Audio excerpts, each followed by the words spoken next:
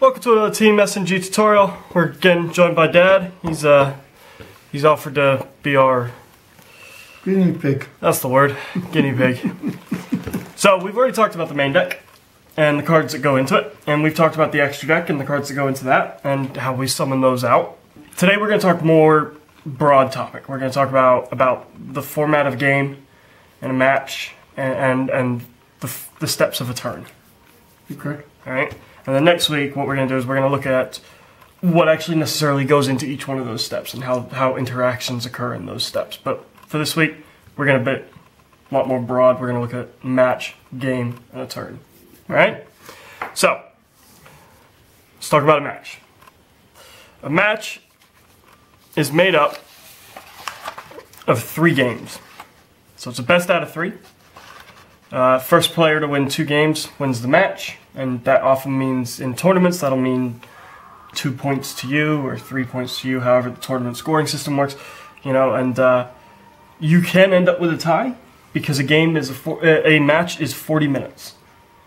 Right. And at the end of 40 minutes, you finish whatever step of the turn that you're in, called a phase. So you finish whatever phase of the turn you're in, and that's it. And so you can end up with a tie if, say, game 1 takes a really long time, and game 2 drags out, and then you go into game 3, and in game 3, neither you nor your opponent are able to do any damage to each other.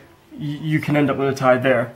So the scoring system tends to be the same as in pro sports, where it's 3 points for a win, 1 point for a tie, no points for a loss. That tends to be the typical scoring system most locals will use, but everyone's a bit different. Everyone sort of has their own system for doing it.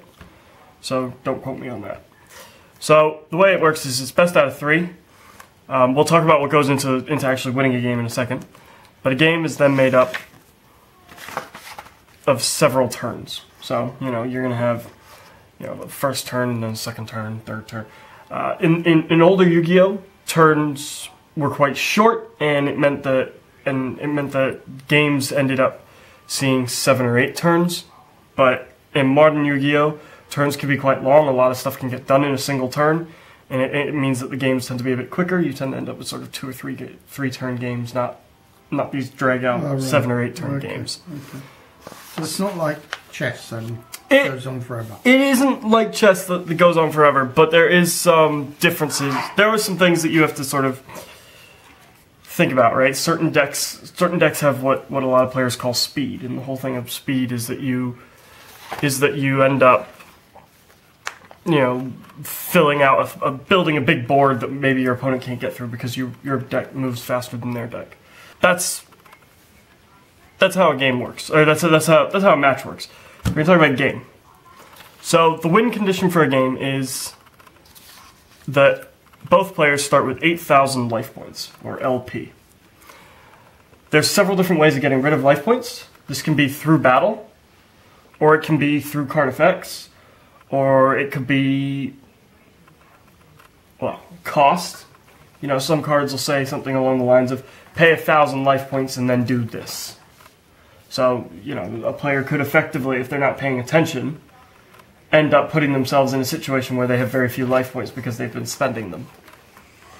So, 8,000 life points is the goal. The goal is to get that down to 0. If you get your opponent's life points down to 0, then you win the game. And you move on to game 2 or game 3, depending on where you are in the match. The next win condition is that your opponent can't draw. So if your opponent has gone through his entire deck, okay, and their turn starts, at the start of the turn is something called the draw phase, which we'll talk about when we get to the turn steps. If your opponent has no cards left in their deck, when their draw phase comes around, you cannot draw. And if you can't draw, you lose. Okay. So there used to be older strategies where the whole point was to get your opponent's deck and thin it out. So you sort of have cards that say, take the top 5 cards of your opponent's deck and put them in the graveyard. Take the top 10 cards of your opponent's deck, put them in the graveyard. Take 3 cards out of your opponent's deck and put them in the grave. You know, take things out of their deck. A, that limits their options because you're removing stuff from the deck. And B, you're getting them closer and closer to this condition where they can't draw, and you win by by that win condition. The thing is, nowadays in modern Yu-Gi-Oh, a lot of cards have effects that go off in grave.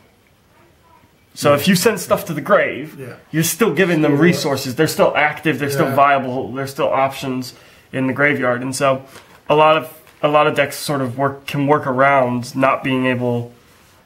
A lot of decks don't want to do that these days. They don't want to send stuff to the grave for your opponent because it just gives your opponent the opportunity to activate those effects. And so this doesn't tend to be a win condition that's used these days, but it's still a win condition if you could effectively get your opponent there. And the final option is special. Now, special is there's certain cards that have win conditions built in. So there's 5 cards that are well known as the pieces of Exodia. If you can get all 5 pieces of Exodia in your hand, you show them all to your opponent, you win. Oh, that's it. But you can only run 1 copy of each of them, of each of the 5 pieces in your deck. 40 card deck. You have a 1 in 8 chance of drawing it, drawing a single piece. You need to draw 5. It doesn't happen often, and so it's sort of not a common win condition, but it is a win condition. It does occur. And so there are some cards out there that are a bit like that. Okay. But for the most part, the main way is to lower the 8,000 life points all the way down to 0, which does occur from time to time. Well, which is the main way of winning a match or a game. So, as I said, games are made up of several turns. Turns are made up of several phases. So, a typical turn will start with the draw phase. In the draw phase, at the start of your turn, you will draw 1 card off the top of your deck. Okay? So, you start off the game with 5 cards in hand. Every turn you draw 1. The only turn you don't draw 1 is the very first turn. The player to go first doesn't draw a card. Alright? After the draw phase comes the standby phase. The standby phase is sort of a phase where nothing happens or a lot happens.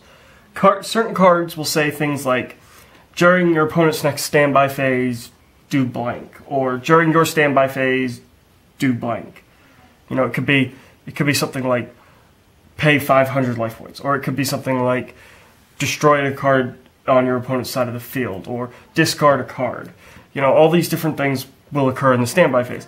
Then we go into main phase 1. Now, main phase 1 is the first more complicated phase. In main phase 1, that is where you can start summoning monsters and setting spells and traps and activating spells, things like that. So the main phase 1 is where you start sort of doing all those sort of things, the stuff we talked about a bit, where you've got 5 cards in hand, you do whatever you can with those 5 cards. So that's main phase 1. After main phase 1, you enter the battle phase. So after main phase 1, you enter your battle phase. In your battle phase, you do battle.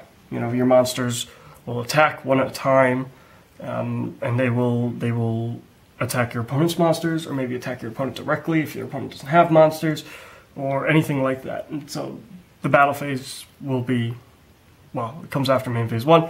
The battle phase is typically the way most decks will lower your opponent's life points, because they'll do it through battle. Because you can usually lower mass quantities in a small amount of time during battle. So the battle phase goes off, and then we go to main phase 2. So basically, it's exactly the same as main phase 1, except it's the second one. So you draw, you go to your standby phase, you go into main phase 1, you start attacking your opponent, and then if you have cards in your hand or you have cards on the field that have effects that go off, you go into main phase 2 and you can keep using them, and you can keep going. Does it make sense? No, but okay, so we'll see as we go along. We'll see as we go along. Okay, so then you end your turn, and you go into the end phase. Okay. And a lot of cards will have things that say, you know, during your end phase, send this card to the grave, or during your end phase, summon a card from your deck, or return a card from the grave, or burn your opponent for 800 life points, something like that. So the end phase sort of is a bit like the standby phase, where a lot of these sort of effects that cards have will go off. Maybe with you triggering them, maybe without you triggering them. Some say during the end phase you can, and if you can, that means you don't have to use it. Or if it's during the end phase, this happens, then you have to use it, whatever it is. Okay. Okay? So that's a turn, and that's what makes up a turn.